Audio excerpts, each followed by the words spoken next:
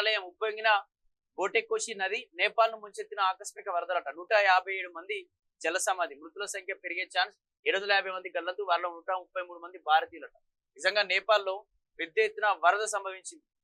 హిమాలయ ప్రాంతానికి సంబంధించినటువంటి నేపాల్ లో ఆ వరద సంభవించినట్టు దాదాపు ఎంతమంది 157 మంది పైగా కూడా అందులో చనిపోయినట.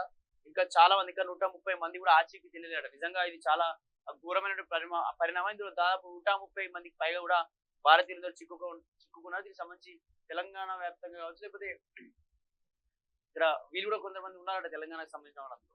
ఒకసారి చదివేటువంటి ప్రయత్నం చేస్తే హిమాలయ దేశం నేపాల్ లో ప్రకృతి విలయం సృష్టించింది. టిబెట్ వైపు నుంచి మెరుపు వరదలు దూసుకురావడంతో ఉత్తరాది నేపాల్ కంపించిపోయింది. బొటకేషి నది ఉప్పొంగి పరిసర ప్రాంతాలను ముంచెత్తింది. భీకర వేగంతో వచ్చిన బురదలో కూడిన వరదలు నివాసాలు, బ్రిడ్జిలు, రోడ్లు, హైడ్రో పవర్ ప్రాజెక్టు ఇలా అడ్డుమున్న వాటన్నిటిని తనలో కలిపివేసుకుందట. భారీ ప్రాణ ఆస్తి నష్టాన్ని మిగిల్చింది. ఈ మెరుపు వరద వల్ల సుమారు 157 మంది మరణించారు. 157 బాడీలు లభించినట్లు బీబీసీ రిపోర్ట్ చేసిందట. మృతుల సంఖ్య ఇంకా పెరిగే అవకాశం ఉంది. కాగా దాదాపు 750 మంది గల్లంతయ్యారు. అందులో కనీసం 130 మంది భారతీయులు ఉన్నారట. ఇందులో మానస సరోవర్ యాత్ర కోసం వెళ్లి చిక్కున్న వాళ్ళు ఎక్కువ ఉదయం 9 గంటల ప్రాంతంలో ఈ ప్రళయం దూసుకొచ్చింది. ఈ ఆకస్మిక వరదలు భూకంపమే కారణమని భావిస్తున్నారు.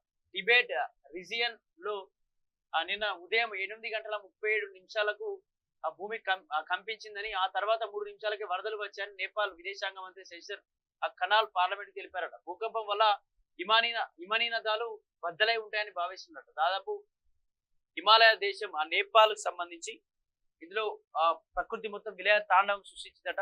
ఇక్కడ భూమి మొదటిగా కంపించిన బట్టి కొన్ని క్షణాల్లోనే మొత్తం వరద మొత్తం కూడా అక్కడికి రావడంతో అక్కడ ప్రాజెక్టులు కావచ్చు, ఇండ్లు కావచ్చు, ఆస్తి నష్టం, ప్రాణ నష్టం, అక్కడ ఏది అడ్డొస్తే అది మొత్తం కూడా కొట్టుకుపోయినటువంటి ఆ పరిస్థితి జరిగినట్టు. ఇందులో దాదాపు 157 మంది చనిపోతే 157 మంది బాడీలు కూడా దొరికినాయని చెప్పేసి ఆ బీబీసీ ఛానల్ సంబంధించి చెప్తా ఉంది. అదేవిధంగా దీనికి సంబంధించి అందులో 750 మందికి పైగా అందులో చిక్కుకొని ఉంటే అందులో ముఖ్యంగా 130కి పైగా కూడా భారతీయులు ఉన్నట్టుగా కూడా అక్కడ సగం మంది భారతీయులు ఉన్నట్టుగా కూడా ఇక్కడ అంచనా వేస్తున్నారు.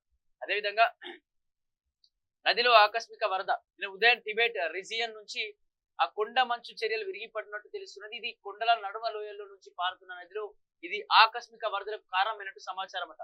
ఈ మెరుపు వరదలో బొటకేషి నది ఉప్పొంగింది. రసువా ధాండింగ్ జిల్లాలో ఈ నది విశ్వరూపం చూపించింది. నేపాల్ టిబెట్ సరిహద్దుల్లో లెండే నదిలో బురదరాళ్లు కొట్టుకుంటూ రావడంతో ఆ నది ఉధృతమై ఆ త్రిశూలి నదిలో వేగాన్ని పెంచిందట. అది రుసువా జిల్లాలో తైమూర్ వద్ద బొటకేషి నది ఉప్పొంగడానికి కారణమైనట్టు చెబుతున్నారు.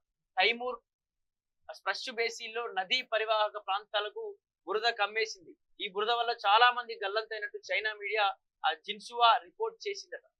ఈ నదిలో దాదాపు ఆకస్మిక వరదనట్టు నిన్న ఉదయం టిబెట్ రీజియన్ నుంచి కొండ మంచు చర్యలు అంటే ఆ హిమాలయ పర్వతాల మధ్య ఉన్నటువంటి నది అంటే ఆ లోయల నుంచి కూడా పెద్ద ఎత్తున వరదలు అయితే సంభవించినట్టు. వరదల ద్వారా దాదాపు అక్కడ ఉన్నటువంటి ఆ ప్రాజెక్టులు కావచ్చు, అక్కడ ఉన్న మనుషులు కావచ్చు, వాహనాలు కావచ్చు, ఫర్నిచర్ కావచ్చు, లేకపోతే అక్కడ వాళ్ళ ఇంటి మొత్తం కూడా ఆ వరదలో కొట్టుకుపోయినట్టు తెలుస్తుంది.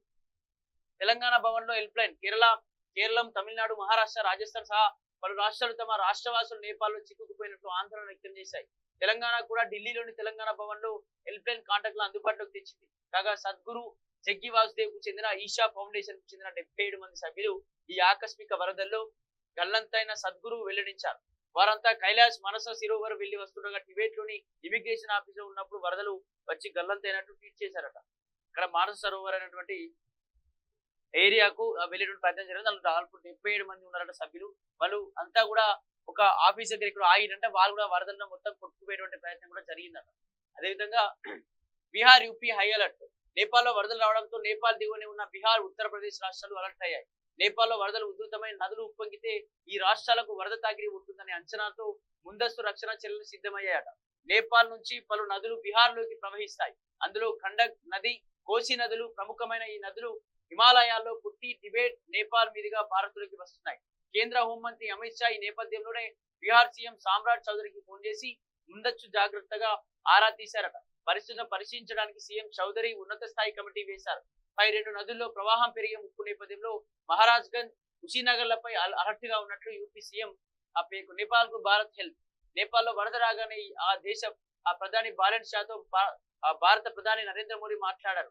వారికి సానుభూతి తెలిపిన ఈ కష్టకాలంలో నేపాల్ ప్రజలకు అండగా నిలుస్తామని హామీ ఇచ్చారు. నేపాల్ కు అవసరమైతే మానవతా సహాయం అందించడానికి సిద్ధమని తమ టీం సహాయక చర్యలు చేపడుతున్నాయని వివరించారు. కాగా భారత వైమానిక దళం C-130J ఎయిర్ క్రాఫ్ట్ లో 10 టన్నుల సహాయక మెడికల్ సప్లైని నేపాల్ కు తీసుకెళ్లారు. నిజంగా నేపాల్ సంబంధించి భారత్ హెల్ప్ చేసిందట. అక్కడ ఆ సంభవించినటువంటి సంఘటన వెంటనే ప్రధాని మోడీ నేపాల్ PM కు ఫోన్ చేసి కూడా భయపడదు, ఖచ్చితంగా మేము ఉన్నాం, మేము ఆర్థికంగా ఆదుకోవడానికే కాదు, మేము ఖచ్చితంగా మానవ హెల్ప్ కూడా మీకు ఖచ్చితంగా అందిస్తాం. అదే విధంగా దీనికి సంబంధించి C-30J ఎయిర్ క్రాఫ్ట్ 10 టన్నుల సహాయక మెడికల్ సప్లైని కూడా అక్కడికి చేరవేసిందట ఇండియా. అలాగే 484 మంది టూరిస్టులు గల్లంతట. ఈ వరదల్లో సుమారు 157 మంది మరణించగా 750 మంది వరకు గల్లంతయ్యారట. అందులో 484 మంది టూరిస్టులుగా భావిస్తున్నారు. ఇందులో 391 మంది విదేశీ పర్యటకులు కాగా అందులో భారతీయులు 133 మంది వరకు ఉంటారని అంచనా కాగా 85 మంది నేపాల్ భద్రతా బలగాలు, అంటే అందులో దాదాపు 44 మంది ఆర్మీ, 28 మంది పోలీసులు, 13 మంది ఆర్మడ్ పోలీసు బలగాలు ఆచూకీ కూడా లభించలేదట. మానవ సరోవర్ యాత్రకు వెళ్ళిన వారు వెళ్ళి వస్తున్న వారే ఇందులో ఎక్కువ మంది ఉన్నట్టు కూడా తెలుస్తుంది.